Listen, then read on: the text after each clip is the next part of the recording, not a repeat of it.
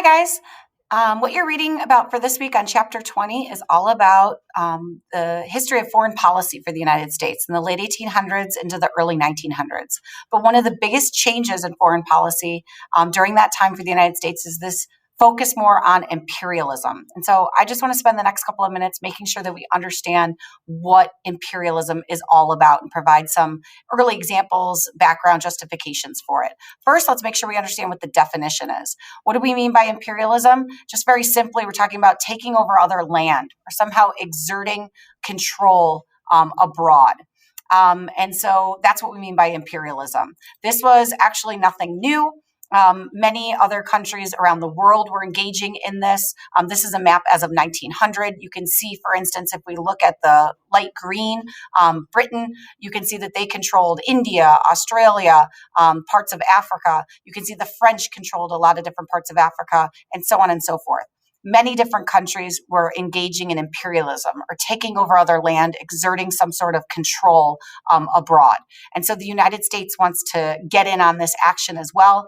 They want to kind of be seen as a player on the world stage. Also, part of the reason for that is, if you recall, Frederick Jackson Turner's frontier thesis, kind of warning against the end of the frontier in the late 1800s.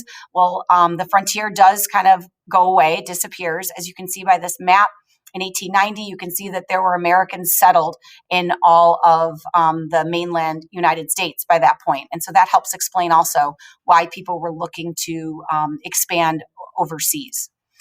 In fact, there were some early examples of imperialism already in U.S. history, mainly the purchase of Alaska. This happened right after the Civil War.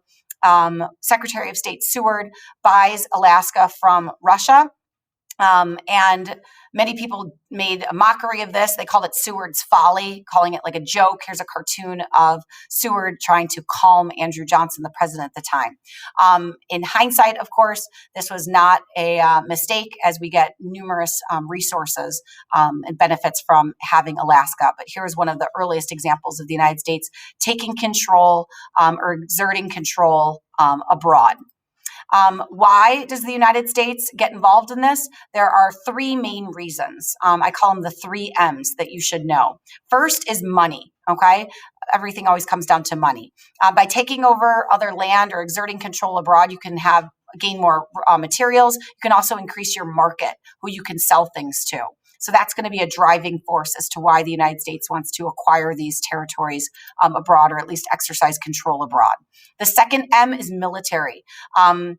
There's a strategic purpose for us taking over other territories, in that we could have refueling stations for our ships, have military bases around the world, so that if something flares up in a region, it's not going to take us forever to get there. Alfred T. Mahan is going to be a leading advocate for us engaging in this imperialism, taking over other territory for military purposes. And then the last M is going to be mission, that there are some people that are pushing for us to do this because they feel that American culture, Christianity is superior than other cultures and religions, and that we have a duty to spread it to other people. Josiah Strong, one of our Quizlet terms, is a great example of that. Josiah Strong was a popular Christian minister. And you can see from this first quote that he says that one of the big needs of mankind is Christianity. And then he goes on to say in the second quote on the right that it is just kind of inevitable that it is the most powerful races are going to spread, and kind of saying that it's going to be a survival of the fittest. So he was a strong advocate of imperialism, and specifically spreading Christianity as a justification for it. You see that term survival of the fittest. This idea of international Darwinism comes out at this time and is used also to kind of justify imperialism. So again, these are the three M's that you should know: money, military, and mission. And by mission, I mean kind of religion or American culture, feeling that it's superior to others. Not everyone is going to be in favor of this. One outspoken anti-imperialist, of course, will be William Jennings Bryan. Remember, the same guy who represented the populace in 1896? He runs again for the presidency in 1900, again loses, this time to incumbent President McKinley. But he was an outspoken anti-imperialist. So not everyone was in favor of it. In fact, there are many debates over what we should do. Should we take over this other territory or not? There are many political cartoons that emerged at this time.